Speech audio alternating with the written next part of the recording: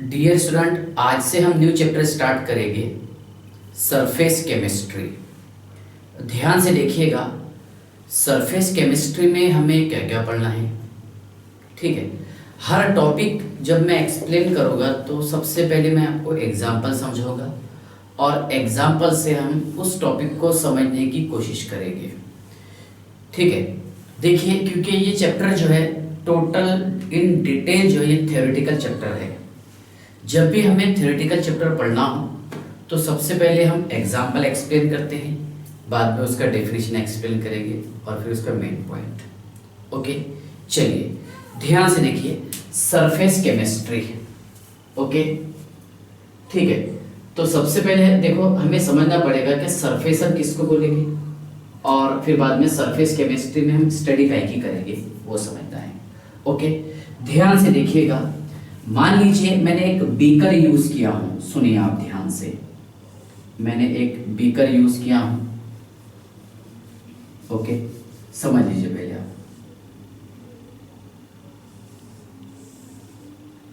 मैंने यहां एक बीकर यूज किया हूं। Yes sir. ओके, सुनिए आप ध्यान से, यह एक बीकर है और बीकर में हमने कुछ सॉलिड पार्टिकल ऐड किए हैं। ओके, तो यहां तक के फील्ड हो गए। Yes sir. ऊपर का जो आपको ये दिखाई दे रहा है पोर्शन, ये है बेटा सरफेस। क्या है? सरफेस, जिसे हम इंटरफेस भी कह सकते हैं। Surface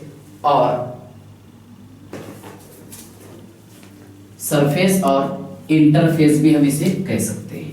yes sir. ओके, और यहां पर जो हमने फील्ड किए हैं इसमें सॉलिड, ये है बेटा बल्क। क्या है बताइए आप? बल्क। ओके, ध्यान से देखिए, ये बल्क पार्टिकल एक दूसरे से जुड़े हुए। यस सर, ये पार्टिकल्स बल्क। ओके, ध्यान से देखिएगा, इसे बताएंगे हम बल्क। ओके, और ये क्या है? सरफेस। ठीक है, ये टॉपिक कैसा है सुनिए आप ध्यान से। मान लीजिए मैंने एक सॉलिड एक कंटेनर यूज किया, बीकर। ओके, ओपन कंटेनर है। यस सर, उसके अंदर हमने कुछ सॉलिड पार्टिकल फिल्ड करके रखे हैं। मान लीजिए आपके यहाँ पर मैंने यूज किया हूँ टेल्कम पाउडर। यस सर, और इसका लेयर जो है ये ऊपर तक के यहाँ तक के है। यस, जो आपको दिखाई दे रहा, तो बेटा इसे हम कहेंगे सरफेस। ऊपर जो दिखाई दे रहा इसको क्या बोलेंगे? सरफेस। ओके, इसके नीचे जितने पार्टिकल है, ओके, ये क्या रहेगा? बल्क। और बल्क में प्रेजेंट है बल्की पार्टिकल। क्या बताइए आप? बल्की पार्टिकल्स। Yes sir. और सरफेस पर क्या प्रेजेंट है बताइए आप? सर, सरफेस पर प्रेजेंट है सरफेस पार्टिकल्स। यस सर, ध्यान से देखिएगा, सरफेस पार्टिकल्स। ओके, ये सरफेस पार्टिकल्स है। Yes sir. ओके, और ये कौन से सरफेस के नीचे? Bulk particle. यहां पर ये ओपन स्पेस है। ठीक है, तो मतलब यहां पर क्या प्रेजेंट है बताइए आप? सर, यहां प्रेजेंट है एयर। ये एयर के पार्टिकल्स है। Yes sir. ओके, सुनिए, तो first of all what is mean by surface? हम सरफेस किसे कहेंगे? तो देखो, ऐसा बाउंड्री जो दो फेजेस को सेपरेट करे। मतलब यहां पर देखो, सरफेस के जरिए दो फेज अलग अलग हुए हैं। एक बल्की पार्टिकल्स अलग हुए हैं। यस सर, और एयर पार्टिकल्स अलग हुए हैं। कौन कौन से पार्टिकल? बल्की पार्टिकल और एयर पार्टिकल्स। बराबर है ना? काय के थ्रू? सरफेस के थ्रू और इंटरफेस के थ्रू। तो ध्यान से देखिएगा, the boundary that can separate, okay, the boundary that can separate two phases called as surface और interface. ओके, ध्यान से देखिएगा कि ऐसा बाउंड्री जो दो फेजेस को सेपरेट करे उसे कहते हैं हम सरफेस और इंटरफेस। तो आई होप ये तो आपको समझ में आ गया होगा कि सरफेस क्या है और इंटरफेस, इसका डेफिनेशन क्या बनेगा। क्या यहाँ से आपको समझ में आएगा? इसने दो फेजेस को अलग अलग किया है, एक गैसियस फेज और एक ये solid phase. Yes sir. Okay, the body that can separate two phases that is called as, okay, surface और इंटरफेस। ओके, दो फेजेस कौन से हैं? एक सॉलिड और एक गैस। मतलब यहाँ पर इसने बल्कि पार्टिकल्स को और एयर पार्टिकल को सेपरेट किया है। यस, सुनिए, अब जो प्रोसेस सरफेस पर टेक्स प्लेस होते हैं, ये सतह जो आपको दिखाई दे रहा है ना, इसको उर्दू में कहते हैं सतही इल्मे कीमिया। तो ध्यान से देखिए, ये जो हमें सरफेस दिखाई दे रहा है ना, इस सरफेस के ऊपर जो प्रोसेस होंगे उसे कहेंगे हम सरफेस केमिस्ट्री। ओके, ध्यान से देखिए, surface chemistry it is a branch of chemistry that's deal, सुनिए आप, it is a branch of chemistry. Okay, ध्यान से देखिएगा, it is a branch of chemistry that's deal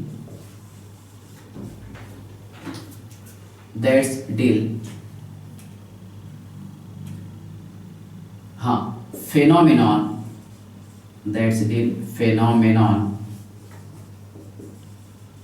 taking place on the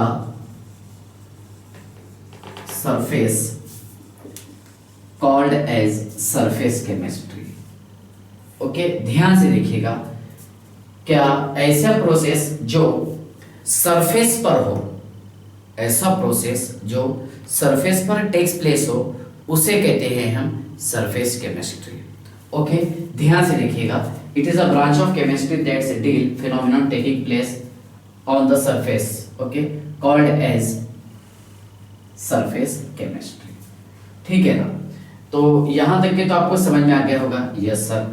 okay, अब surface chemistry में हमें क्या क्या पढ़ना है? सरफेस केमिस्ट्री में हमें पढ़ना है एड्सॉर्प्शन, एब्जॉर्प्शन, कोलाइड्स और कैटलिस्ट, और उसी में सब टॉपिक पढ़ना है एंजाइम्स। ओके, ध्यान से देखिए, सरफेस केमिस्ट्री में हमें पढ़ना है, सबसे पहले हम समझ लेंगे adsorption.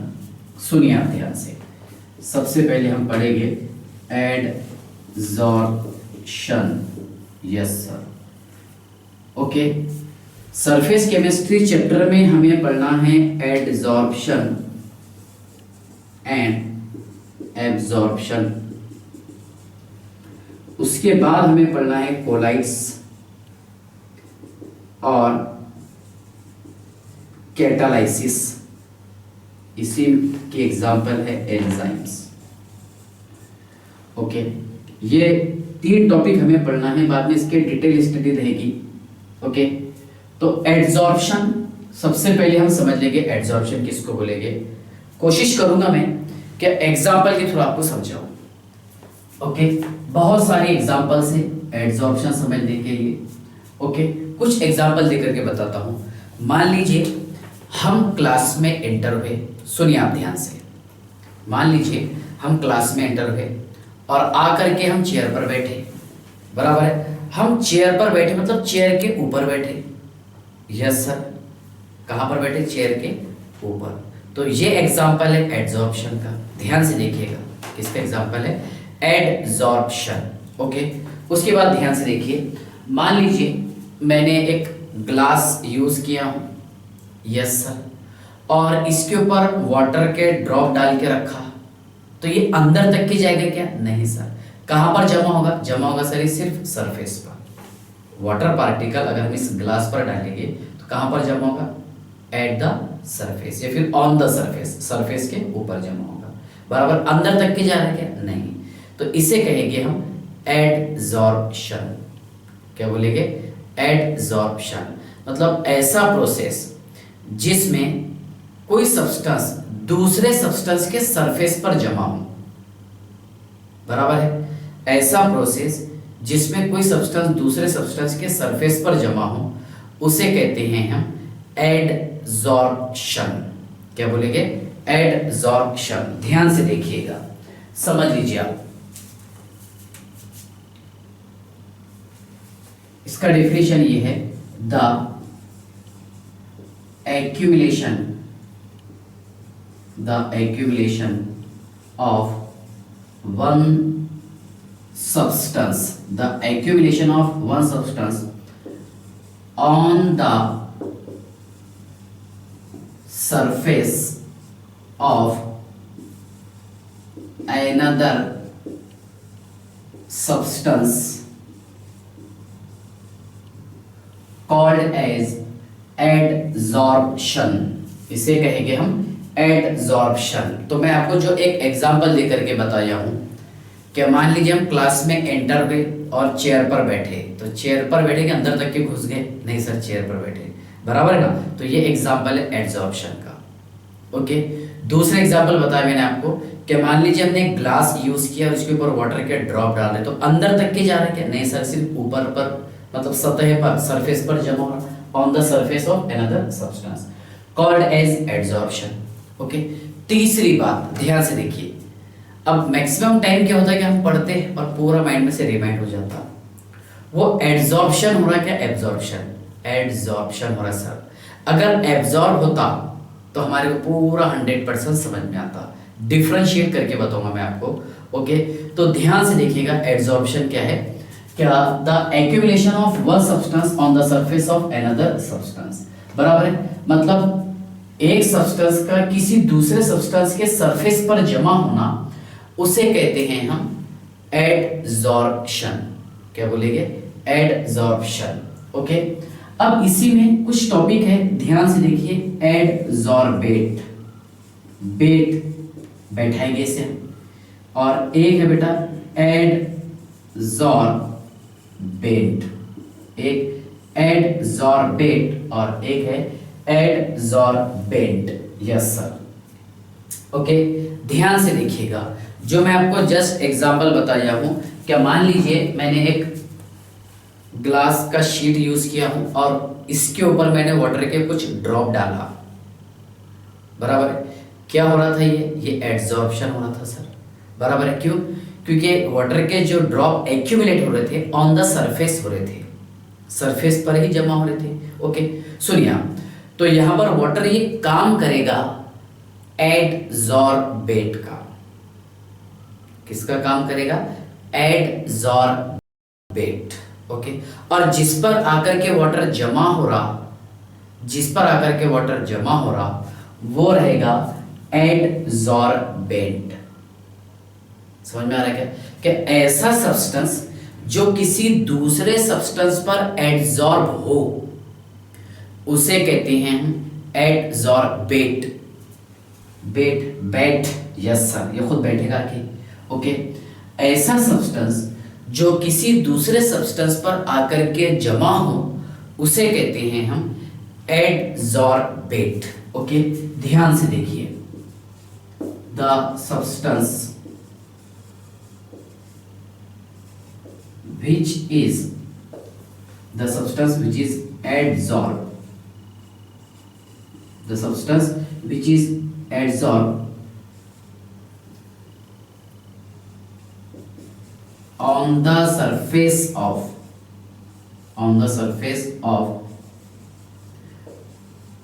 another substance, on the surface of another substance called as adsorbate।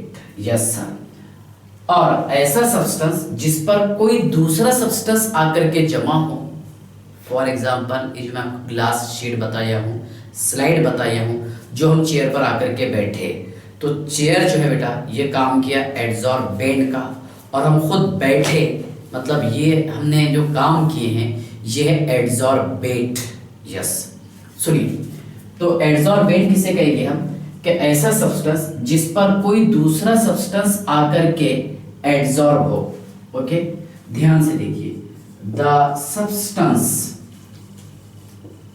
In which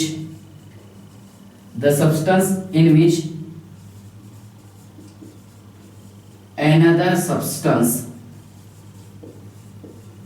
is adsorbed, the substance in which another substance is adsorbed called as adsorbent। इसे क्या कहेंगे हम? एडजॉर्बेंट। Yes sir. ओके, तो I hope यहाँ तक के तो आपको समझ में आ गया होगा कि एड्जॉर्प्शन क्या है, ओके, एड्जॉर्बेट क्या है और एड्जॉर्बेंट क्या है। Yes sir, okay. एक एक पॉइंट को हमें डिटेल पढ़ना है, कोशिश करेंगे हम क्या एकदम जनरल एग्जांपल के थ्रू इसे समझेंगे। ओके, चलिए, तो आई होप यहाँ तक कि आपको समझ में आ गया होगा। यस सर, ठीक है, ध्यान से देखिए।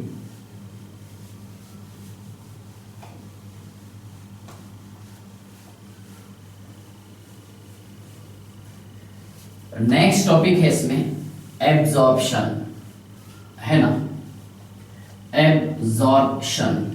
सुनिए, एग्जाम्पल के थ्रू समझाने की कोशिश करूंगा।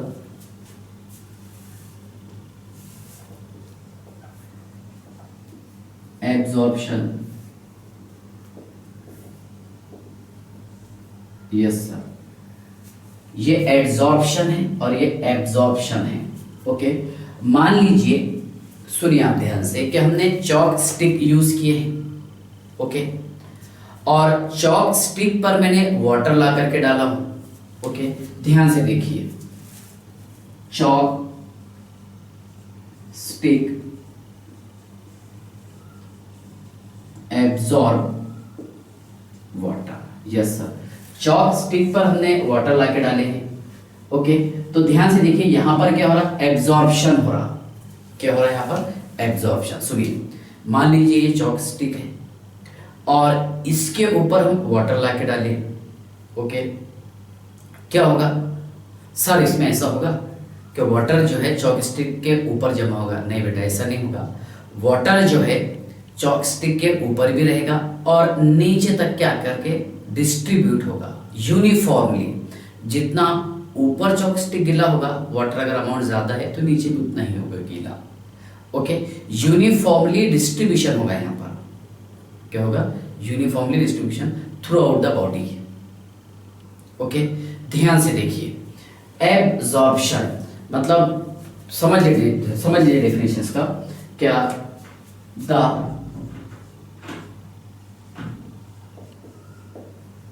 the phenomenon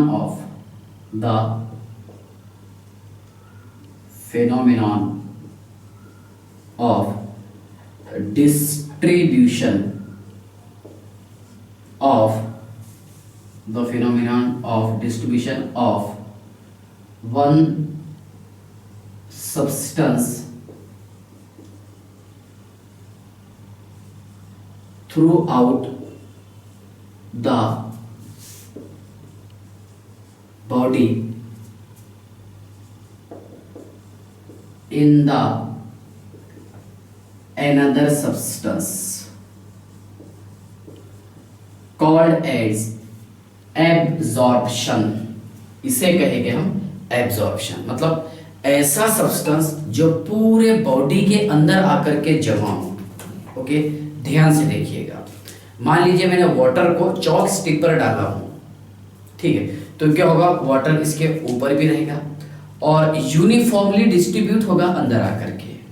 वही मैंने बोर्ड पर लिखा हूं, the phenomenon of distribution of one substance throughout the body in the another substance called as absorption. क्या बोलेंगे इसे हम, एब्जॉर्प्शन। एग्जांपल बड़ी अच्छी सूटेबल एग्जांपल है, chalk stick absorb water. Okay, इसके बाद देखिए, इसके एग्जांपल बेटा silica gel adsorb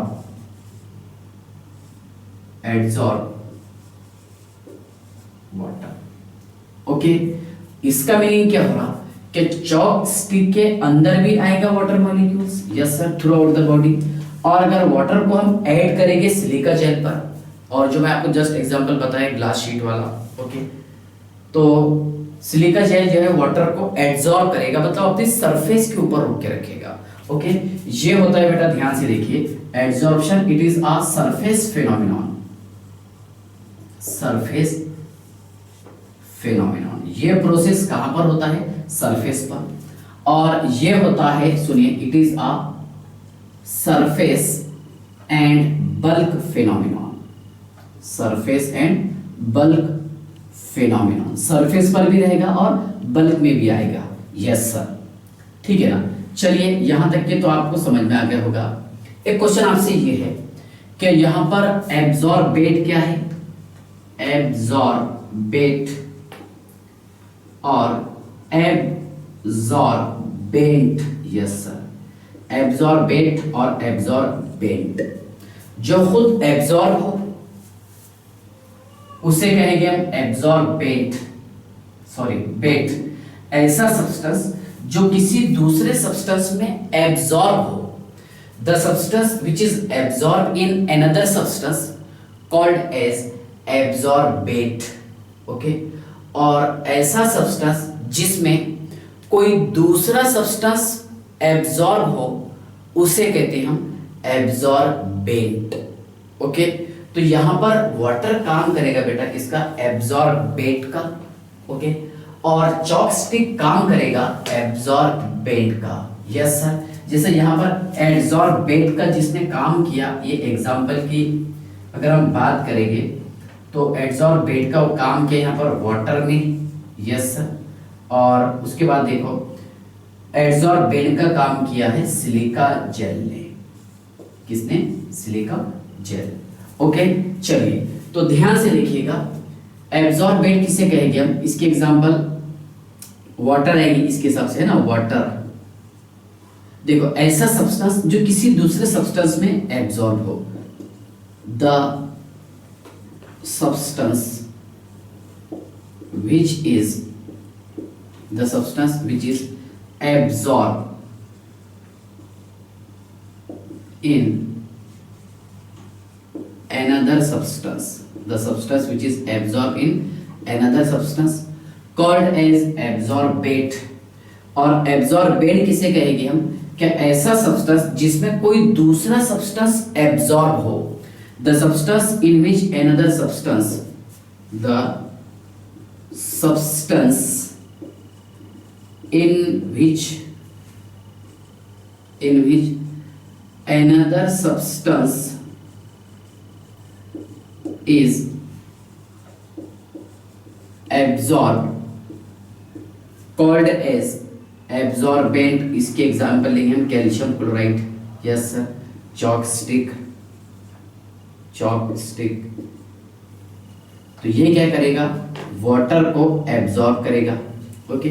the substance in which another substance is absorb, ऐसा सब्सटेंस जिसमें कोई दूसरा सब्सटेंस आकर के एब्जॉर्ब हो उसे कहते हैं हम एब्जॉर्बेंट, यस। तो डिफरेंस आई होप आपको समझ में आ गया होगा। एब्जॉर्बेंट क्या है, ओके, एब्जॉर्बेंट क्या है, देखो बेट जैसा बैट, तोता रहा तो बैट बोलेगा, बराबर है ना, तो बैट बैठने वाला, ऐसा थोड़ा लॉजिक मार देने का, और जिस पर बैठेंगे वो बेंट, यस, बराबर है। जैसा बेंच पर हम बैठते हैं, ठीक है। यहाँ देखिए एब्जॉर्बेट जो खुद एब्जॉर्ब होगा, और एब्जॉर्बेंट जिस पर कोई दूसरा सब्सटेंस आकर के एब्जॉर्ब होगा, ओके।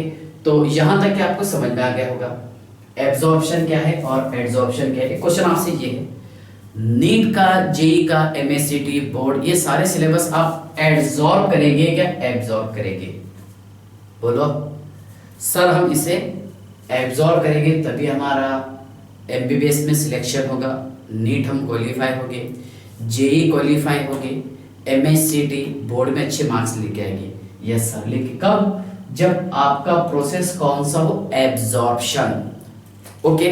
अब हम क्या करते हैं पता है आपको, हम पढ़ाई जो करते हैं वो सिर्फ एब्जॉर्ब करते हैं, बस पढ़ लेने का एक फॉर्मेलिटी के तौर पर। क्या मान लो हम सिर्फ पढ़ाई कर रहे, एक बुक्स ले ली सामने लेके बैठ गए, और हमारा कंसंट्रेशन किसी दूसरी तरफ, हमारा ध्यान जो है किसी दूसरी तरफ, तो ऐसी पढ़ाई अगर हम लाइफ टाइम भी करें तो सिलेक्शन नहीं होता। कंसंट्रेशन पूरा होना चाहिए, ओके। तो आप हमेशा एब्जॉर्प्शन याद रखेंगे, एड्सॉर्प्शन, सर पढ़ाई के लिए हमें एब्जॉर्प्शन करना पड़ेगा, ओके। मतलब पूरे दिमाग के अंदर वो चीज़ें उतारना पड़ेगा, तब जाकर के हम उसे अप्लाई कर सकते हैं, सही है ना। जैसे मैं आपको हमेशा बताते रहता हूँ कि जब भी हमें पढ़ाई करना है तो उसके कुछ स्टेजेस रहते हैं। मतलब सबसे पहले रीड करना, पढ़ना, ओके।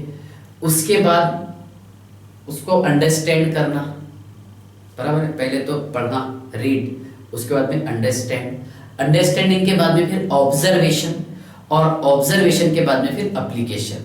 अगर हम इतनी चीज़ें पार करेंगे तब जा करके हमारे मतलब वो टॉपिक पूरा क्लियर होगा और समझ में आएगा।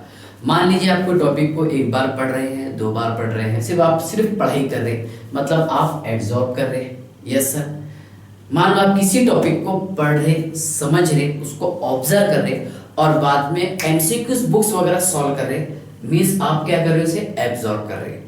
यस ओके, तो समझ में आ गया। देखिए एब्जॉर्प्शन कैसा है, बोलो कैसे याद रखेंगे आप, लाइफ टाइम आपको याद रखना। मान लो आप क्लास में गए, एंटर हो गए, यस सर, और चेयर पे जाके आप बैठ गए। ओके, आप चेयर पर बैठे, मतलब यहाँ पर ये प्रोसेस कौन सा हुआ, एब्जॉर्प्शन हुआ सर, सरफेस पर हुआ ना, यस सर। ओके, हम खुद बैठे, मतलब हम क्या है, एब्जॉर्बेट, और जिस पर हम बैठे चेयर पर वो एब्जॉर्बेट। ओके, पहली एग्जांपल। दूसरे एग्जांपल ध्यान से देखिएगा कि चॉक स्टिक लिया आपने, बचपन का एक्सपेरिमेंट, और उस पर थोड़े से वाटर के ड्रॉप डाल रहे आप, यस सर। क्या होगा, क्या वाटर ऊपर भी रहेगा और नीचे तक क्या आएगा, through out the body. Yes, the phenomenon of distribution of one substance throughout the body in the another substance called as absorption। chalk stick absorb करेगा water को, yes sir। absorbate हम किसे कहते हैं, कि the substance है ना which is absorbed in another substance, ऐसा substance जो किसी दूसरे substance में absorb हो उसे कहेंगे हम absorbate। yes, और absorbate किसे कहेंगे हम, क्या ऐसा substance जिसमें कोई दूसरा substance है ना एब्जॉर्ब हो उसे कहते हैं एब्जॉर्बेंट। यस सर, ठीक है ना। मान लीजिए पहले आप चेयर पर बैठ गए, अब चेयर पर से बाद में उठ गए, यस सर, तो ये हो जाएगा डिसॉर्प्शन। क्या हो जाएगा बताओ, डिसॉर्प्शन। ध्यान से देखिए, छोटी छोटी डेफिनेशन बताता हूं। डिसॉर्प्शन मतलब ये जो है बेटा एब्जॉर्प्शन का उल्टा है। मान लीजिए अगर आप चेयर पर बैठ गए, यस सर, तो क्या कौन सा प्रोसेस हो गया, सरफेस केमिस्ट्री के हिसाब से ये होगा सर एब्जॉर्प्शन। ओके, और चेयर पे से आप खड़े हो गए, उठ गए, यस सर, ये क्या बताइए, डिसॉर्प्शन। क्या है बोलो, डिसॉर्प्शन। तो डिसॉर्प्शन मींस, सुनिए आप ध्यान से, क्या the process in which removal of absorption, the process in which removal of adsorption called as desorption। ऐसा प्रोसेस जिसमें एडजॉर्ब रिमूव हो जाए उसे हम कहते हैं desorption. The process in which removal of adsorption, adsorption को रिमूव करना, उस प्रोसेस को कहते हैं हम डिसॉर्प्शन। ओके, ध्यान से देखिए और एग्जांपल के थ्रू बताता हूं। मान लीजिए ये बोर्ड है हमारा, यस सर, बोर्ड के ऊपर है ना, यहाँ पर इंक जो हमने मार्कर से लिखा है ये ऊपर आके जमा हुआ, यस सर, तो कौन सा प्रोसेस हुआ, एड्सॉर्प्शन, है ना। ये इंक किसका काम किया सर, ये इंक काम किया है यहाँ पर एड्सॉर्बेट का, है ना। और जो व्हाइट बोर्ड हमें दिखाई दे रहा है इसने काम किसका किया, एड्सॉर्बेंट, यस सर। अब मैं इसको क्लीन करता हूँ, यस सर, मतलब क्या रिमूव कर रहा हूँ बोलो, एड्सॉर्प्शन को रिमूव कर रहा हूँ, यस सर। इस प्रोसेस को बोलेंगे हम डिसॉर्प्शन। क्या बोलेंगे, desorption. The process in which removal of adsorption called as desorption, yes sir. Okay, चलिए, तो आई होप यहां तक के तो आपको समझ में आ गया होगा एड्सॉर्प्शन क्या है, यस सर, एब्जॉर्प्शन क्या है, एड्सॉर्बेट क्या है, एब्जॉर्बेट क्या है, यस सर। ओके, डिसॉर्प्शन क्या है, ठीक है ना। इसके बाद ध्यान से देखिएगा, अभी मैं एड्सॉर्प्शन पर बहुत ज्यादा डिटेल स्टडी नहीं किया, कुछ चीजें बताई हूं आपको, यस। सुनिए, अब इसकी एग्जांपल और समझाना बाकी एड्सॉर्प्शन की, लेकिन उससे पहले कुछ पॉइंट मैं आपको समझाने की कोशिश करता हूं, ठीक है ना। चलिए ध्यान से देखिएगा, डिसॉर्प्शन आपको समझ में आ गया, यस सर। नेक्स्ट है जॉर्प्शन। जॉर्प्शन मान लीजिए ये क्लॉथ है, ओके, तो अगर हम क्लॉथ को रंग देते हैं तो वो उसके ऊपर भी जमा रहता है सरफेस पर, और नीचे आकर के यूनिफॉर्मली डिस्ट्रीब्यूट होता, सही है ना। मतलब यहाँ पर एड्जॉर्प्शन भी हो रहा और बॉडी के अंदर आ रहा, मीन्स यहाँ पर एब्जॉर्प्शन भी हो रहा। तो ऐसा प्रोसेस जिसमें एड्जॉर्प्शन और एब्जॉर्प्शन एक ही समय हो उसे हम कहते हैं sorption. The process in which adsorption and absorption takes place simultaneously called as sorption. क्या बोलेंगे उसे हम? जॉर्प्शन। Yes sir. तो ध्यान से देखिएगा, the process in which, okay, the process in which adsorption and absorption takes place simultaneously called as absorption. For example, chalk stick is in ink. chalk stick को is dipped in ink करेंगे, is dipped in ink। ध्यान से देखिएगा बेटा कि chalk stick को हमने ink के अंदर डुबाए हैं। ओके, तो क्या होगा? सुनिए, मान लीजिए ब्लैक कलर का इंक अगर है तो क्या होगा? क्या चॉक जो है वो ब्लैक हो जाएगा, मतलब सरफेस के ऊपर भी प्रोसेस हो रहा और सरफेस के अंदर भी हो रहा। यस सर, बराबर। बॉडी के अंदर भी हो रहा, बल्क में भी हो रहा। यस सर, ठीक है। Absorption, chalk stick is dipped in, okay, बोलो, इंक। दूसरी एग्जांपल बोलो, clothes,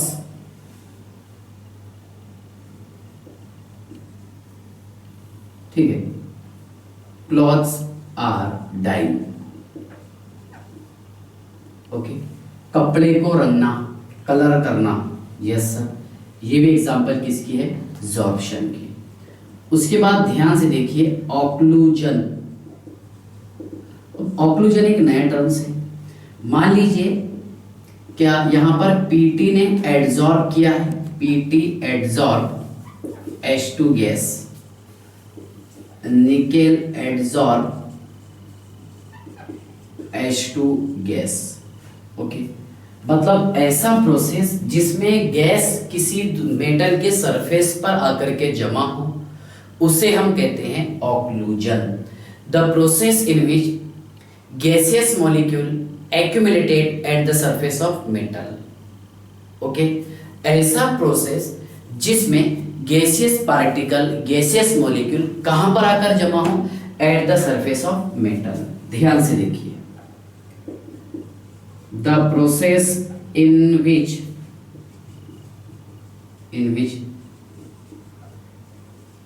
gaseous molecule, the process in which gaseous molecule accumulated at the surface of metal called as occlusion। क्या कहेंगे इसे हम? ऑक्लूजन। Yes sir. ओके, चलिए, तो I hope यहां तक के तो आपको समझ में आ गया होगा। Yes sir. इसके बाद देखिए, एड्सॉर्प्शन की कुछ एग्जाम्पल है, ठीक है, मतलब कौन कौन से सब्सटेंस हैं जो एड्सॉर्प्शन करते हैं और किसका एड्सॉर्प्शन करेंगे, ये इंपॉर्टेंट है। ओके, देखिए, पहली एग्जाम्पल है बेटा इसकी कोल, चारकोल जिसे कहेंगे, चलो चारकोल। ओके, दूसरी एग्जाम्पल है silica gel, silica gel. Third example है animal charcoal. Okay, animal charcoal के बाद में एग्जाम्पल लेंगे इसके हम, देखो, ग्राइंडेड और पाउडर मेटल। नेक्स्ट एग्जाम्पल है क्ले, है ना, मुल्तानी मिट्टी। सुनिए, चारकोल ये एब्जॉर्ब करता है ऑक्सीजन और नाइट्रोजन गैसेस को। ओके, ध्यान से देखिए, it absorb oxygen and nitrogen gases, okay, and produce clean surface.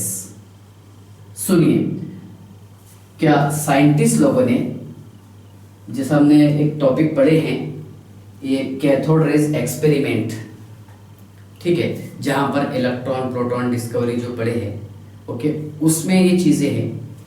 क्या साइंटिस्ट लोगों ने एक, मान लो एक ट्यूब यूज किए और उसमें गैसेस प्रेजेंट है, यस सर।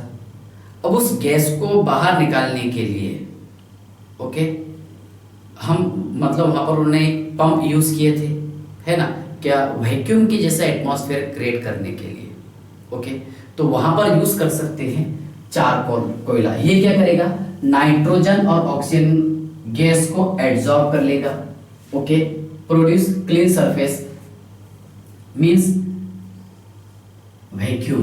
क्या प्रोड्यूस करेंगे, वैक्यूम। ध्यान से देखिए, क्लीन सरफेस प्रोड्यूस करेगा और उसी के साथ साथ उस ट्यूब के अंदर, उस कंटेनर के अंदर ये, ठीक है, एकदम क्लीन सरफेस प्रोवाइड कर देगा वैक्यूम के जैसा। जहां पर देखो प्रेशर अप्लाई किए थे साइंटिस्ट लोगों ने, अपनी एनसीईआरटी में दिया हुआ है 10⁻⁸ to 10⁻⁹ pascal PA.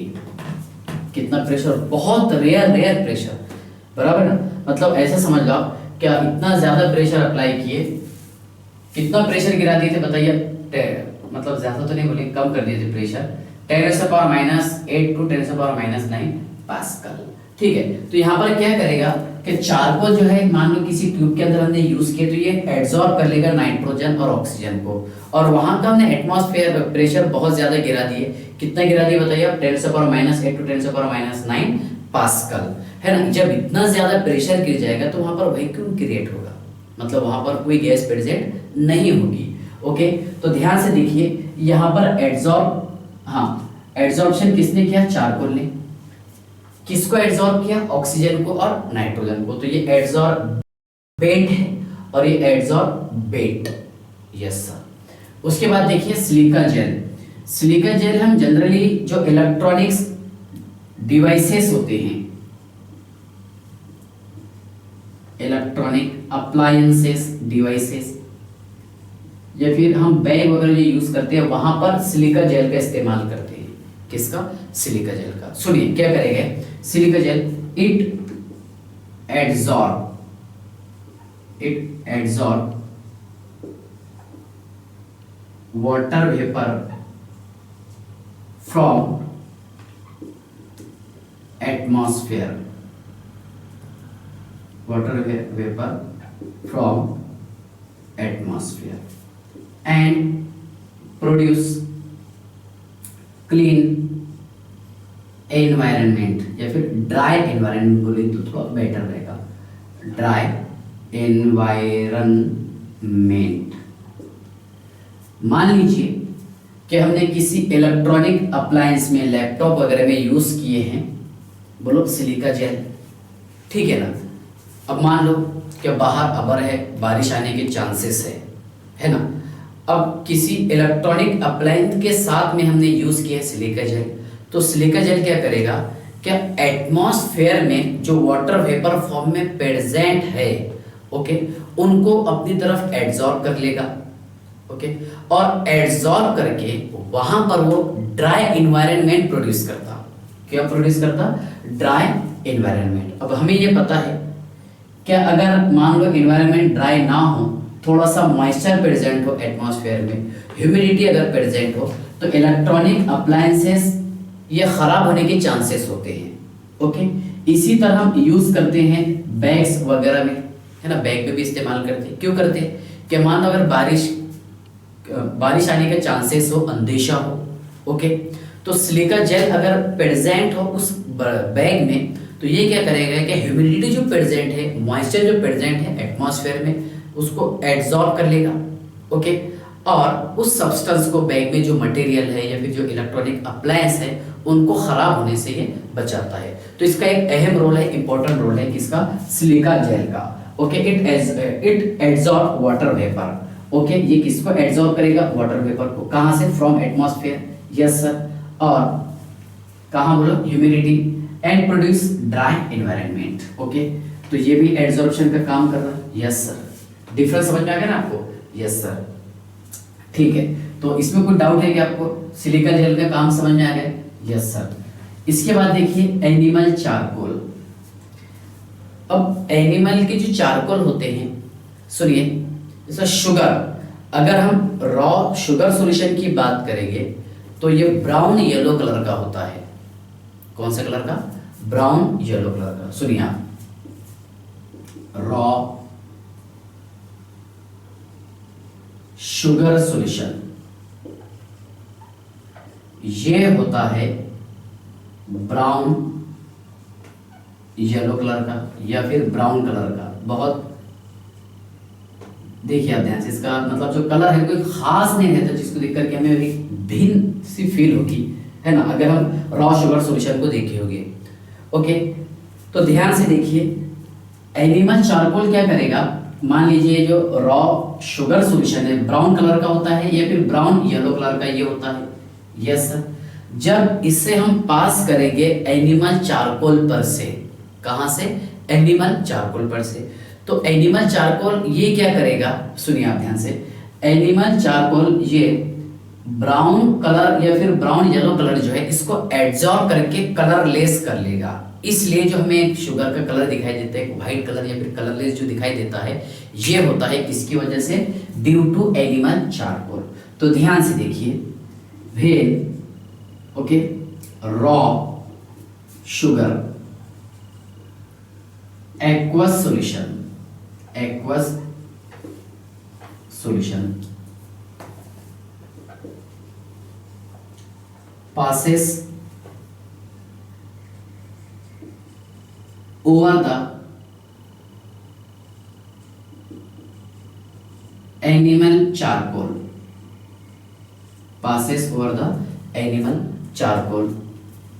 therefore it is converted into the colorless substance and it adsorb means animal charcoal adsorb colour, ये कलर को अपनी तरफ एब्जॉर्ब कर लेगा। ओके, तो आई होप यहां तक के तो आपको समझ में आ गया होगा। ओके, चलिए, ये कुछ एग्जांपल है, बड़ी अच्छी एग्जांपल है, ध्यान से देखिए, डिटेल स्टडी करेंगे हम। ग्राइंडेड और पाउडर मेटल, मान लीजिए मेटल को हमने पाउडर फॉर्म में लिया। ओके, तो मेटल क्या करेगा, क्या ये गैसेस को एब्जॉर्ब करेगा, जैसे for example platinum absorb hydrogen gas.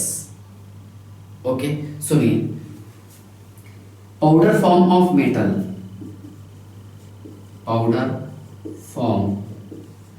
Metal, yes sir, like PT absorb H2 gas, किसको एब्जॉर्ब करेंगे, H2 गैस। चाइना के लिए का भी यही काम है, यस सर, ठीक है ना। चलिए ध्यान से देखना, एक एक पॉइंट्स हम डिटेल स्टडी कर रहे हैं इसकी। चलिए,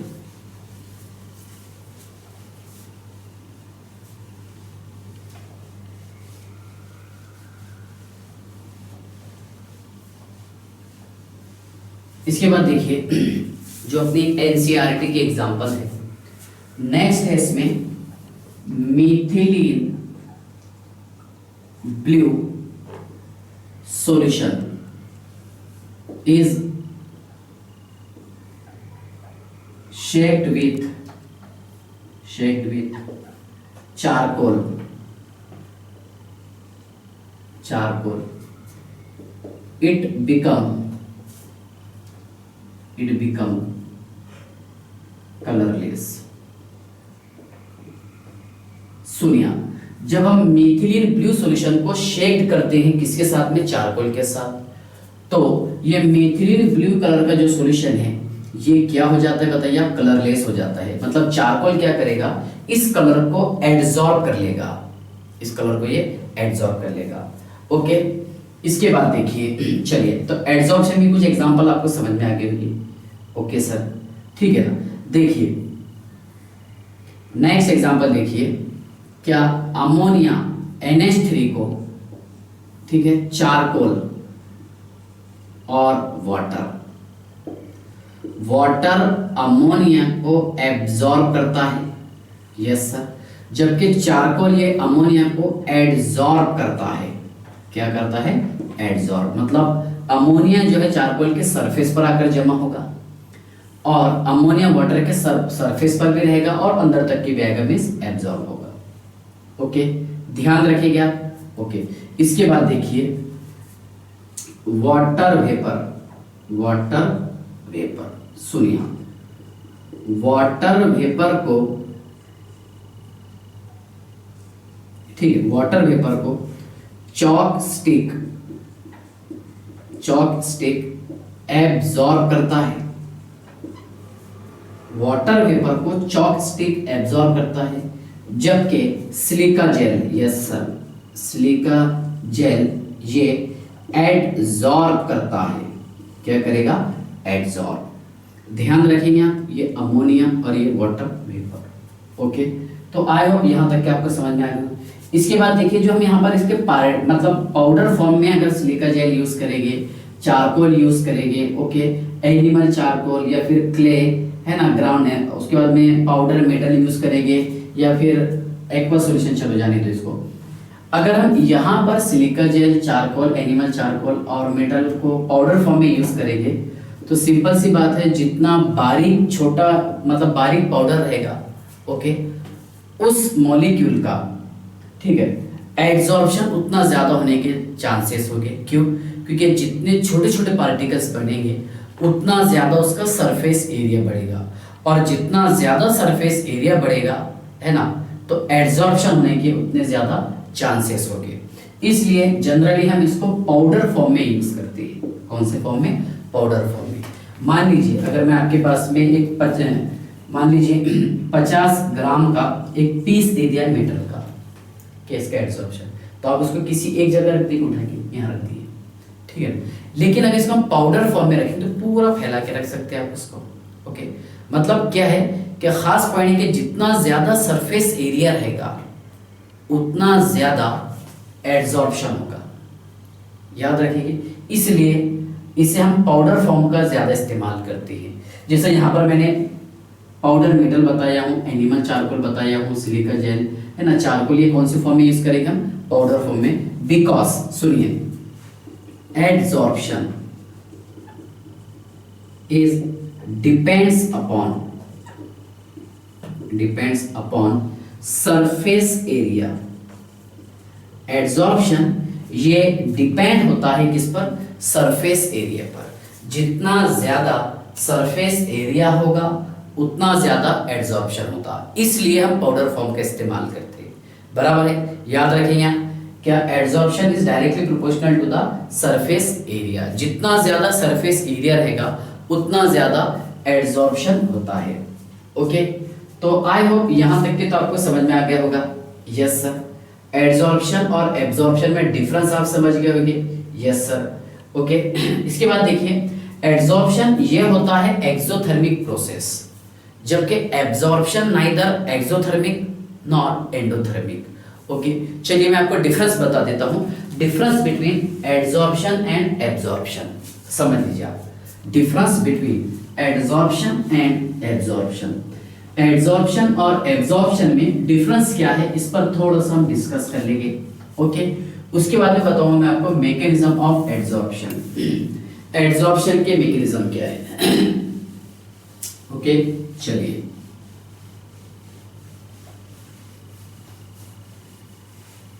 ध्यान से देखिएगा। फिर मैकेनिज्म के बाद में है फिजिकल एंड केमिकल एड्सॉर्प्शन, तो वो तो शायद अगले लेक्चर में होना, आज के लेक्चर में नहीं होने वाला। आज के लेक्चर में हो जाएगा हमारा टॉपिक डिफरेंस, ये तो अभी पढ़ लेते हैं। डिफरेंस के बाद में mechanism of adsorption. Yes sir, ठीक। तो ध्यान से देखिए, difference between absorption and adsorption. Absorption, yes sir, और adsorption. Difference between adsorption and absorption. ध्यान से देखिएगा, समझ लीजिए आप। सुनिए, एडजॉर्प्शन ये होता है बेटा सरफेस फिनोमिनॉन, मतलब ये सारा प्रोसेस कहां पर होगा? सरफेस पर। सुनिए, it is a surface phenomenon, yes sir. और ये जो प्रोसेस है सरफेस पर भी होगा और उसी के साथ साथ कहां? बल्क में भी होगा। सुनिए, it is a surface and bulk phenomenon, it is a surface and bulk phenomenon, okay. हाँ, इसके बाद देखिए, यहां पर हीट रिलीज होती है, किसमें? एड्सॉर्प्शन में। Means it is an exothermic process. बताओ ना एक्सोथर्मिक कैसा होता है, मैकेनिज्म में वही टॉपिक डिस्कस करना है। It is an exothermic process, it is neither exothermic nor endothermic process. ये ना ही तो एक्सोथर्मिक प्रोसेस होता है और ना ही एंडोथर्मिक प्रोसेस होता है, ओके। चलिए, तीसरा पॉइंट आप ध्यान से देखिएगा। क्या इसमें जो डेफिनेशन बताया था मैंने आपको, the accumulated of one substance on the surface of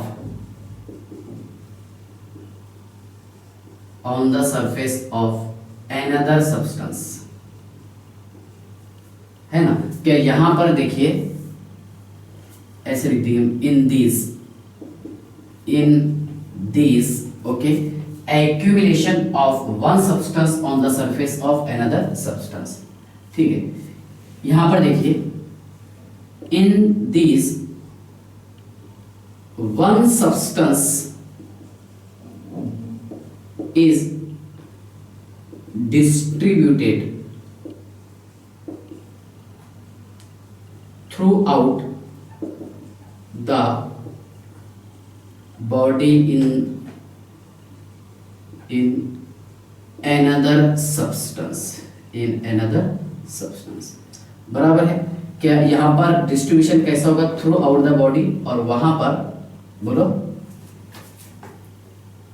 देखो, accumulated of one substance on the surface of another substance, मतलब सिर्फ सरफेस पर ही आकर के जमा हो जाएगा, ओके। उसके बाद देखिए next, the rate of adsorption rapidly in beginning। शुरुआत में एड्सॉर्प्शन का रेट बहुत फास्ट होता है। मान लो क्या किसी मेटल की सरफेस पर गैसेस के पार्टिकल आकर के जमा हो रहा है, तो शुरुआत में उसका रेट बहुत स्पीड से फास्ट रहेगा, ओके। लेकिन वक्त गुजरने के साथ साथ उसका रेट कम हो जाता है, बट फॉल, सुनिए, but fall, okay, with time pass, फिर पासिस, वक्त गुजरने के साथ साथ उसका जो रेट है वो धीरे धीरे कम हो जाता। लेकिन अगर हम यहां पर बात करेंगे, देखो, द रेट ऑफ, ठीक है, the rate of absorption, the rate of absorption is uniform. यहां पर रेट ऑफ एब्जॉर्प्शन ये यूनिफॉर्म होता है, किसका? एब्जॉर्प्शन का। ओके, याद रखिए, मतलब यहां पर इसका रेट जो है शुरुआत में फास्ट होगा, बाद में धीरे धीरे कम हो जाता है। Yes sir. और इसका रेट जो है, सुनिए, पहले से लेकर के लास्ट तक के सेम होता है। ओके, ध्यान से देखिए, देखिए absorption it is depends upon surface area. पढ़े ना हमने कि जितना ज्यादा सरफेस एरिया रहेगा उतना ज्यादा एब्जॉर्प्शन। ओके, ध्यान से देखिए, it is depends upon surface area, temperature and pressure. ये डिपेंड होता है किस पर बताइए आप? सरफेस एरिया पर, टेम्परेचर पर और प्रेशर पर। जबकि ये इट इज इंडिपेंडेंट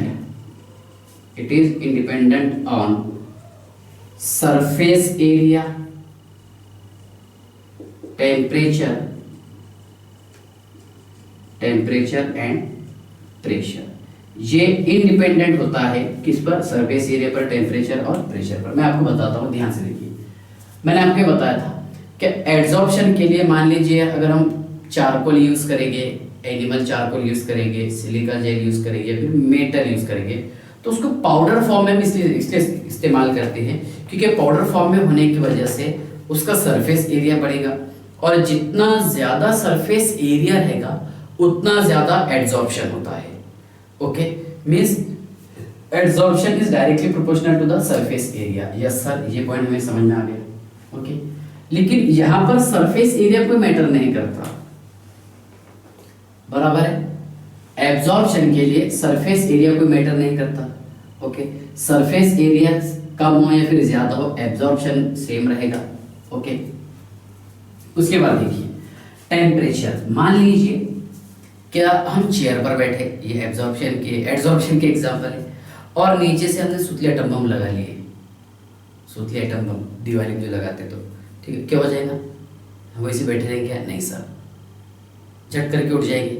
मीन्स क्या होगा कि टेम्परेचर इंक्रीज होने के साथ साथ, बराबर है, रेट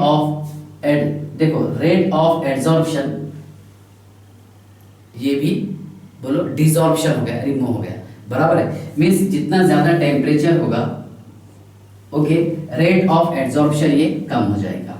ओके, उसके बाद देखिए प्रेशर। मान लीजिए कि हम मेटल पर किसी गैस को ऐड किए हैं, अब प्रेशर हम अप्लाई कर रहे हैं, जितना ज्यादा हम प्रेशर अप्लाई करेंगे उतना ज्यादा उसका एड्जॉर्प्शन होगा। यस सर, प्रेशर अप्लाई करने पर एड्जॉर्प्शन बढ़ेगा और टेम्परेचर बढ़ाने पर एड्जॉर्प्शन कम होगा, बराबर ना। मीन्स कैसा बोल सकते हैं आप? देखिए क्या, adsorption is directly proportional to the South Africa surface area और प्रेशर, यस सर, और inversely proportional to the temperature, yes sir, बराबर है ना। और उसके बाद देखिए एब्जॉर्प्शन जो है ये टेम्परेचर पर, प्रेशर पर और सरफेस एरिया पर इंडिपेंडेंट है। यस, चलिए, तो आई होप यहां तक के तो आपको समझ में आ गया होगा। Yes sir. इसके बाद ध्यान से देखिएगा कि जो पॉइंट मैंने यहाँ लिखा था कि ये एक्सोथर्मिक प्रोसेस क्यों होता है, यहाँ पर हीट क्यों इवॉल्व होती है ना, जबकि यहाँ पर हीट ना ही तो एब्जॉर्ब होती है और ना ही इवॉल्व होती है। ठीक है, तो हम मैकेनिज्म पढ़ेंगे किसका? एड्जॉर्प्शन का, mechanism of adsorption. Yes sir, ध्यान से देखिएगा, मैकेनिज्म ऑफ एड्जॉर्प्शन, मैकेनिज्म पर थोड़ा डिस्कस कर लेंगे, फिर उसका डेल्टा जी निकालेंगे, delta G is equal to delta H minus T delta S. Yes sir, ठीक है, ये पढ़ेंगे। उसमें spontaneous process, non spontaneous process कब होगी, क्या होगी, क्या कंडीशंस है, थोड़ी डिस्कस हम उस पर भी कर लेंगे। ओके, चलिए ध्यान से देखिएगा, समझ लीजिए, पहले मैं एक्सप्लेन करने की कोशिश करूंगा अच्छे से इसे। Mechanism of adsorption, mechanism of adsorption. मान लीजिए अगर किसी सिस्टम की एनर्जी ज्यादा हो तो उसका स्टेबिलिटी कम होता है। पहले से पढ़ते हुए आ रहे हैं हम, क्या energy is inversely proportional to the stability, बराबर है। मान लीजिए अगर किसी सिस्टम का, कंसिडर इफ, है ना, any system having more energy, है ना, देन लेस स्टेबिलिटी। मान लीजिए अगर किसी सिस्टम का एनर्जी अगर ज्यादा हो, ओके, तो उस सिस्टम का स्टेबिलिटी कम होता है। अगर किसी सिस्टम का एनर्जी ज्यादा हो तो उसका स्टेबिलिटी कम होता है। यस सर, एक सिंपल सी बात, गर्म पानी और ठंडा पानी दोनों को आपने एक एक कंटेनर में रखे। गर्म पानी को एक ओपन कंटेनर में रखे और ठंडे पानी को एक ओपन कंटेनर में रखे। यस सर, इसमें पहले वेपर में कौन जाएगा? गर्म वाला। क्यों? क्योंकि उसका एनर्जी ज्यादा है तो स्टेबिलिटी कम है। सही है ना, एनर्जी अगर ज्यादा है तो स्टेबिलिटी कम है। ओके, तो ध्यान से देखिए, एनर्जी, अगर किसी सिस्टम का एनर्जी ज्यादा हो तो स्टेबिलिटी कम होता है, और अगर किसी सिस्टम का एनर्जी कम हो तो उस सिस्टम का स्टेबिलिटी ज्यादा होता है। यस सर, है ना, मतलब इसका मीनिंग क्या हो रहा है? क्या energy is inversely proportional to the stability. Energy is inversely proportional to the stability. Energy ये स्टेबिलिटी के इनवर्सली प्रोपोर्शनल होता है। Energy is inversely proportional to the stability. Yes sir, है ना। अब देखिए मैकेनिज्म ऑफ एड्सॉर्प्शन समझाने के लिए एक मैं आपको छोटा सा पहले एक कंसेप्ट बता देता हूं जो हम स्टार्ट में पढ़े हैं। मान लीजिए ये एक बीकर है। यस सर, सुनिए, ये ठीक है। अब यहां पर है बेटा, ध्यान से देखिए आप, बल्क पार्टिकल्स। कौन से पार्टिकल है? बल्क के पार्टिकल्स। यस सर, ये बल्क था। ओके, सुनिए, और ये सरफेस है। क्या है ये? सरफेस। ओके, जिसे हमने कहे थे सरफेस पार्टिकल। ओके, सुनिए, ये है सरफेस और ये क्या है? Surface particle. Surface particles. ये है बेटा बल्क, और क्या है बताइए? बल्की पार्टिकल्स। बल्क और बल्की पार्टिकल्स। Yes sir. ओके, ध्यान से देखना, यहां प्रेजेंट है एयर, तो इसे हम कहते हैं एयर के पार्टिकल्स। Air particles. ओके, ध्यान से देखिए, पहले मैं थोड़ा सा डिस्कस कर लेता हूं बल्क पार्टिकल पर। बल्क पार्टिकल जो है, देखो यहाँ पर मान लीजिए ये बल्क पार्टिकल एक दूसरे से, मान लो ये बल्क पार्टिकल को ये वाला पार्टिकल अपनी तरफ खींच रहा, तो ये पार्टिकल इसको अपोजिट साइड में खींच रहा, अपोजिट फोर्स लगा करके। ये बल्क पार्टिकल इसको इधर ऊपर से खींच रहा है, ये इसको नीचे से खींच रहा है, ये इसको इधर खींचेगा, ये इसको इधर खींचेगा। यस सर, ये बल्क पार्टिकल इसे यहाँ खींचेगा, ये बल्क पार्टिकल इसे यहाँ खींचेगा।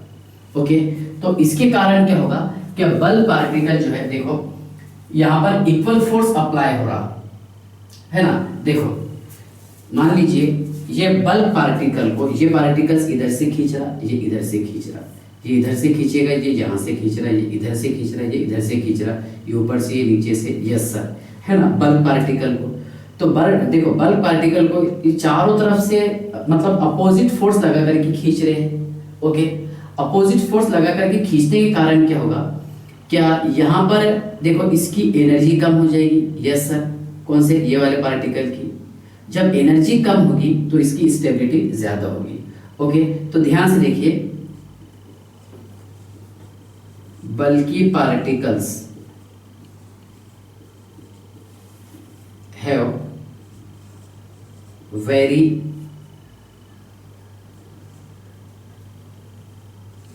Low energy.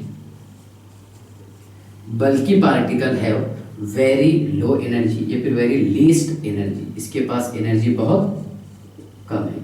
ओके, ध्यान से देखिए, सुनिए, बल्कि पार्टिकल में क्या हो रहा, क्या बल के दूसरे पार्टिकल जो है, ओके, ये चारों तरफ से, ऑल साइड से, ओके, ये बल की पार्टिकल को अपनी तरफ खींच रहे, ये इधर से फोर्स लगा करके खींच रहा है, ये इधर से फोर्स लगा करके खींच रहा। Yes sir. अब अपोजिट फोर्स होने के कारण, अपोजिट फोर्स होने की वजह से ये एक दूसरे को कैंसिल कर रहे हैं, ये इसको कैंसिल कर रहा है, ये इसको कैंसिल कर रहा है, ये इसको कैंसिल कर रहा है। मतलब यहाँ पर इसका एनर्जी लेवल कम हो जा रहा है, और अगर एनर्जी लेवल कम होगा तो इसका स्टेबिलिटी ज्यादा होता है। ओके, ध्यान से देखिए, इन बल्कि पार्टिकल्स, ओके, इन बल्कि पार्टिकल्स, ओके, ध्यान से देखिए, इन बल्कि particles, all particles are attracted to another particles, okay, with opposite force। इसमें सारे पार्टिकल्स एक दूसरे को, ओके, अपोजिट फोर्स से खींच रहे हैं। ओके, ध्यान से देखिए, विथ अपोजिट फोर्स, और अपोजिट फोर्स नहीं बोल के हम इक्वल फोर्स बोल देंगे, with equal force. Therefore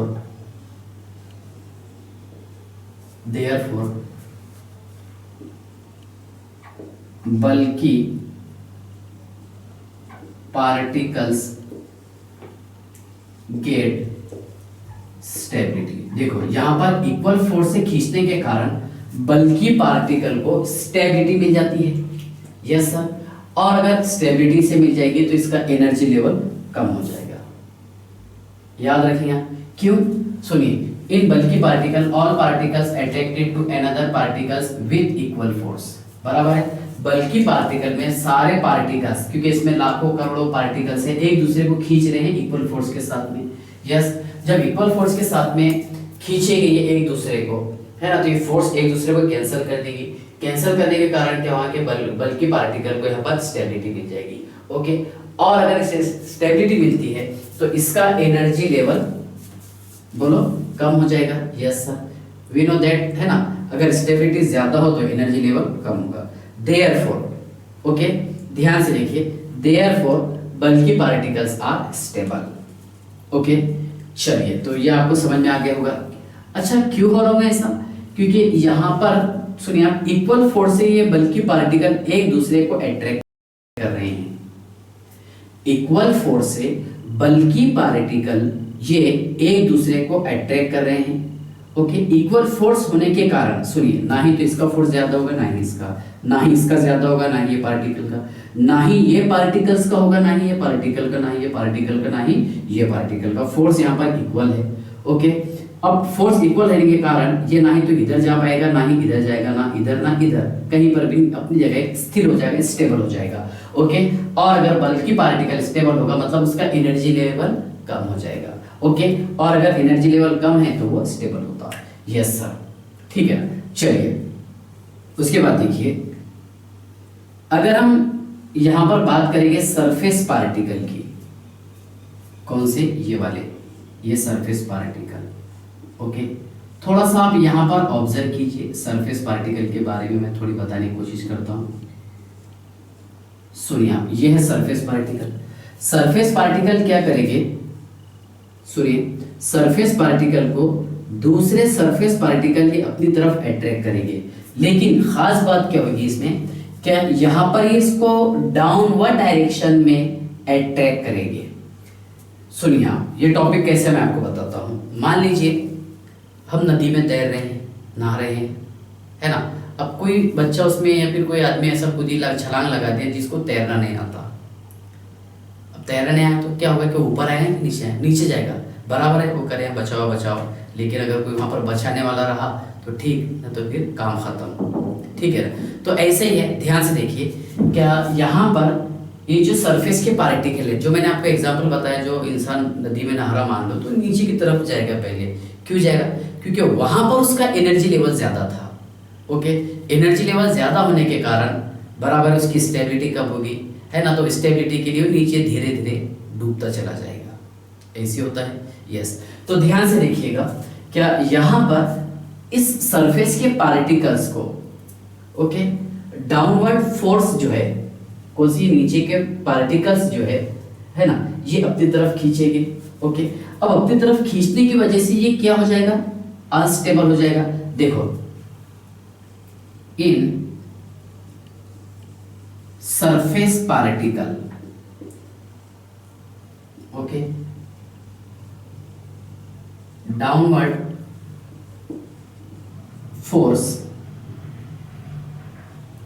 is used, बराबर है। सरफेस पार्टिकल में डाउनवर्ड फोर्स का इस्तेमाल होता है, जबकि यहां पर फोर्स जो है, देखो चारों तरफ से इक्वल फोर्स लगा था।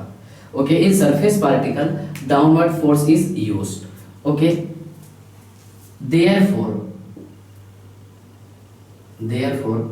surface particle gets unstability. देखो, इसके कारण क्या होगा, क्या जब यहां पर सरफेस पार्टिकल को सिर्फ कोई एक फोर्स खींच रही है अपनी तरफ, ये नीचे की, यस सर, है ना, तो इसके कारण क्या होगा कि ये अनस्टेबल हो जाएगा। ठीक है, अब ये स्टेबिलिटी के लिए क्या करेगा कि इसको बचाने वाला आना चाहिए। जैसा कोई इंसान, आदमी नदी में डूब रहा है और उसको नीचे का फोर्स खींच रहा है ना, अब उसमें जो दूसरे तैरने वाले लोग हैं, अगर वो अच्छे ताकतवर है, जानदार है, तो उसको आके बचा सकते हैं, मतलब ऊपर की फोर्स, है ना। तो ऐसा ही सुनिए, क्या यहाँ पर ये सरफेस के पार्टिकल्स को एयर के पार्टिकल्स ही अपनी तरफ खींचेंगे कि चल उधर कहाँ डूब रहा, अपनी तरफ आ जा, बराबर ना, तो ये इसको डूबने से बचा रहे। ठीक है, लेकिन यहाँ पर क्या होगा, surface particle downward force is used, surface particle gets unstability. इसकी वजह से क्या फील किया इसने, अनस्टेबिलिटी। ओके, अगर मान लो यहाँ पर एयर पार्टिकल्स इसको अट्रैक्ट करेंगे, ठीक है, पहला पॉइंट समझ में आएगा क्या, in surface particle downward force is used, surface particle gets instability, therefore, सुनो, therefore surface particles has high energy, है ना। जैसे यहाँ पर इसका एनर्जी कम था, तो इसका एनर्जी बहुत ज्यादा हो जाएगा, काई की वजह से, अनस्टेबिलिटी की वजह से। क्यों? क्योंकि पार्टिकल इसको अपनी तरफ खींच रहे, जैसा नदी में डूबता हुआ इंसान, यस, बहुत ज्यादा, मतलब ऐसे समझ लो क्या, रेसलेस या फिर अनस्टेबिलिटी फील करेगा। मान लीजिए अब क्या हुआ, क्या इसकी मदद के लिए कोई दूसरा इंसान आया, आदमी आया, तो मान लीजिए यहाँ पर ये एयर पार्टिकल्स क्या करेगा, क्या इसको एक फोर्स अप्लाई करेगा, है ना, और फोर्स अप्लाई करने के कारण ये देखो, इसके बीच में, सुनो, ये एयर पार्टिकल्स जो है इसको अपनी तरफ खींचने की कोशिश करेगा, इधर से भी ये फोर्स अप्लाई करके, लेकिन कब, जब इसके पास में एनर्जी ऑलरेडी ज्यादा हो, फोर्स ज्यादा हो।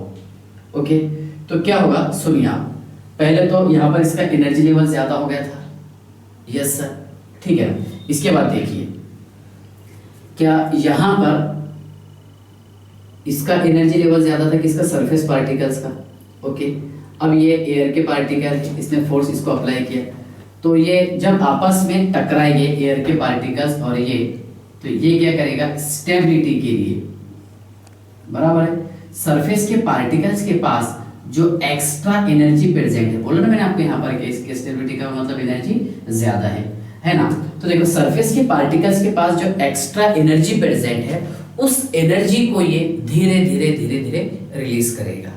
ओके, मतलब यहाँ पर जैसे ही इसको एयर के पार्टिकल्स अपनी तरफ अट्रैक्ट करेंगे, तो ये क्या करेगा कि इसके पास जो एक्स्ट्रा एनर्जी प्रेजेंट है, उस एक्स्ट्रा एनर्जी को ये रिलीज करेगा, और एक्स्ट्रा एनर्जी को रिलीज करने के बाद ये स्टेबिलिटी गेन करेगा। ओके, तो ध्यान से देखिए, due to air particles,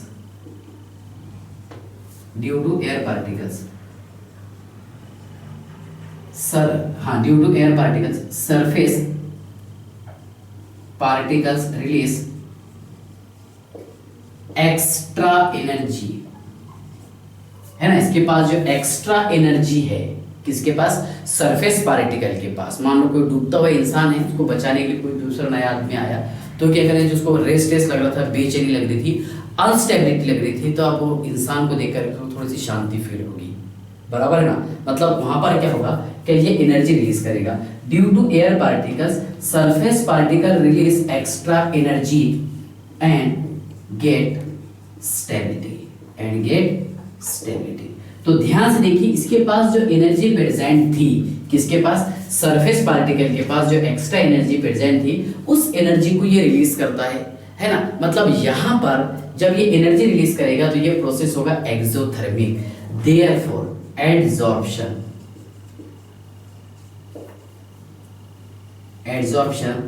is an exothermic process. Adsorption ये एक्सोथर्मिक प्रोसेस होता है जो हीट को रिलीज करता है ना। तो हीट कब रिलीज करेगा, समझ में आ गया?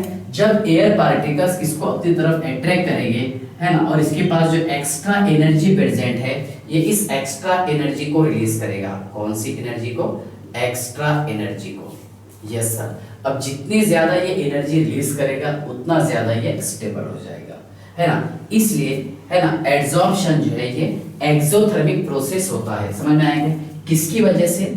Due to releasing of extra energy of surface particle. Surface particle के पास जो एक्स्ट्रा एनर्जी प्रेजेंट होती है, उसको रिलीज करने के, जब ये उसको मतलब उस एक्स्ट्रा एनर्जी को रिलीज करेगा, तो इसलिए, है ना, एडजॉर्प्शन प्रोसेस जो ये होता है एक्सोथर्मिक प्रोसेस। कौन सा प्रोसेस? Exothermic process. यस। चलिए, तो आई होप यहां तक के तो आपको समझ में आ गया होगा। Yes sir. इसके बाद देखिए, ध्यान से देखिएगा, मैं थोड़ा सा यहाँ पर थर्मोडायनेमिक्स का इस्तेमाल करता हूं। यस सर, सुनिए। अब ये जो प्रोसेस होता है ये स्पॉन्टेनियस होता है। सुनो, क्या delta G negative for spontaneous process, delta G ये स्पॉन्टेनियस प्रोसेस के लिए नेगेटिव होता है। ओके। अब यहां पर एनर्जी रिलीज हो रही, एक्सोथर्मिक प्रोसेस है। Yes sir. तो डेल्टा एच भी क्या रहेगा बेटा, बताइए आप? नेगेटिव। सुनिए, यहां पर डेल्टा एच क्या है बताइए? नेगेटिव है, क्योंकि कौन सा प्रोसेस है ये? Exothermic process. यस सर, ठीक है। और डेल्टा एस इसमें होगा नेगेटिव। क्यों होगा नेगेटिव वो बताता हूं आपको। ओके। तो पहले फॉर्मूला देखिए आप, delta G is equal to, yes sir, delta H minus T delta S.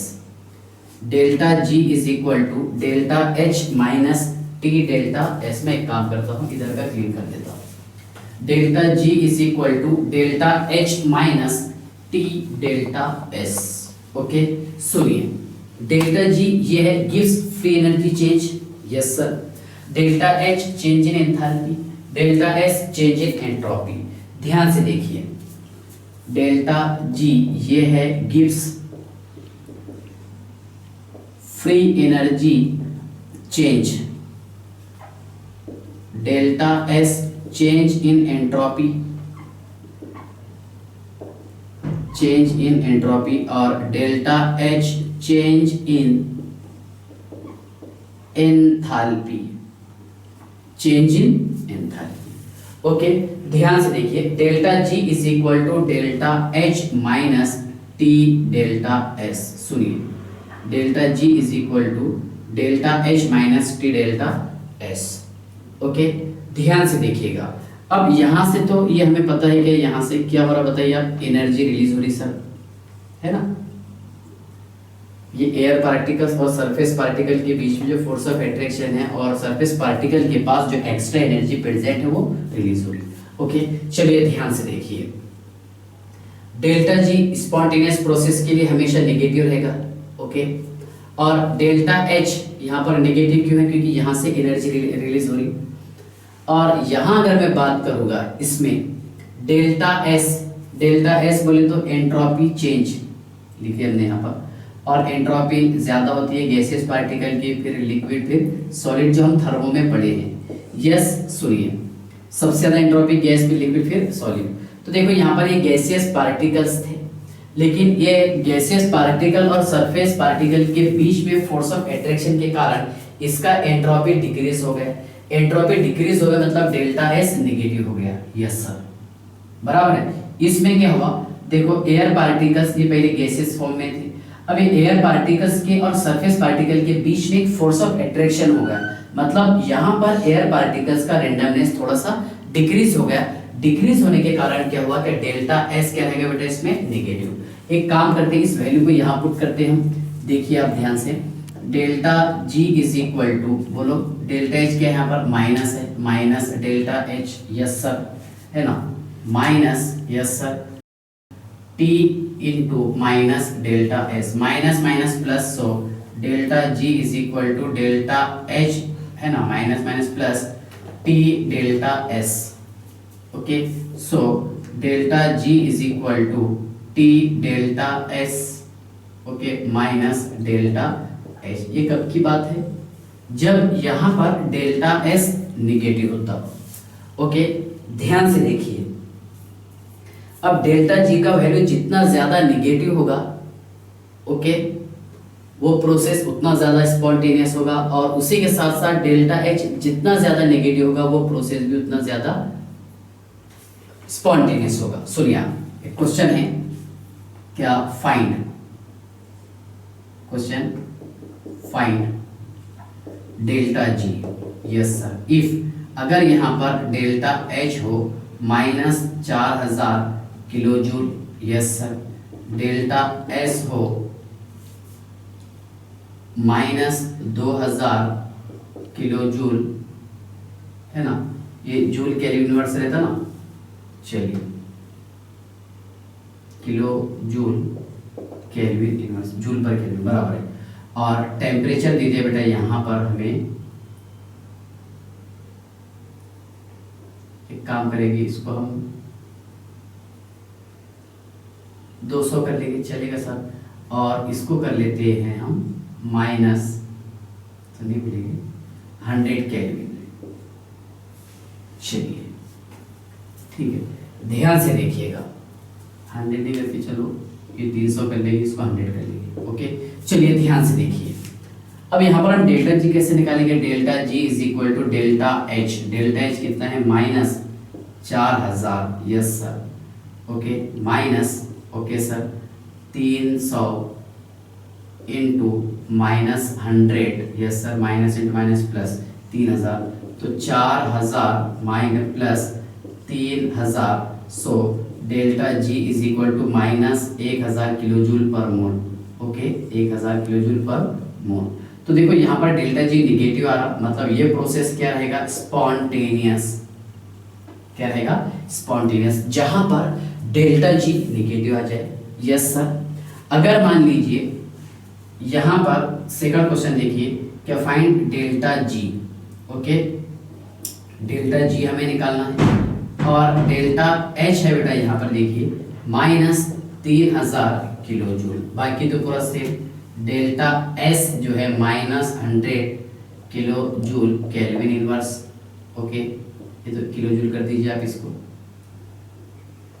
Okay, और इसको टी मान लीजिए आप कितना, 300 केल्विन, सेम, क्योंकि एक ही सब्सटेंस है। ओके, देखिए डेल्टा जी कितना आ रहा है बेटा इसमें, delta G is equal to minus 3000, okay, minus, okay, 300 into minus 100, yes, minus minus plus, तो 3000, yes sir, plus 3000 that is 0, मतलब ये प्रोसेस क्या हो जाएगा, equilibrium, neither spontaneous nor non spontaneous.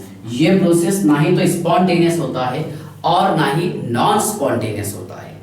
Okay, इसके बाद देखिए नेक्स्ट, क्या डेल्टा जी हमें निकालना है, यस सर, और एक काम करते हैं बेटा यहाँ पर, क्या डेल्टा एच कर देते हैं 2000, बाकी तो पूरा सेम है। डेल्टा एस क्या है बताइए, डेल्टा एस है सर यहाँ पर minus 100, okay, kilo joule kelvin inverse, yes sir. और T है इसमें 300 kelvin, yes sir. So delta G is equal to, yes sir, minus 2000, okay, minus, ठीक है, 300 माइनस 300 इंटू माइनस, बताइए आप, 100, माइनस इंटू माइनस प्लस, तो माइनस 2000 और plus 3000 मतलब कितना बच रहा, 1000 बच रहा, yes sir, okay, kilo joule per mole, okay. तो यहाँ पर डेल्टा जी पॉजिटिव आया, मतलब ये प्रोसेस क्या रहेगा, नॉन स्पॉन्टेनियस, ये प्रोसेस नहीं होगा, ओके। चलिए, तो आई होप यहाँ तक के तो आपको समझ में आ गया होगा कि क्या रिलेशनशिप है डेल्टा जी डेल्टा एच और डेल्टा टी डेल्टा एस का, फॉर्मूला क्या है ना, कैसे हम सॉल्व करेंगे, और why adsorption process is an exothermic process, क्यों एड्सॉर्प्शन ये एक्सोथर्मिक प्रोसेस होता है, ओके। तो ध्यान रखेंगे क्यों होता है, क्या उसके रीजंस है, ठीक है। इसके बाद पढ़ेंगे हम physical and chemical adsorption, physical and chemical adsorption. चलिए, ओके, ठीक है, बाय।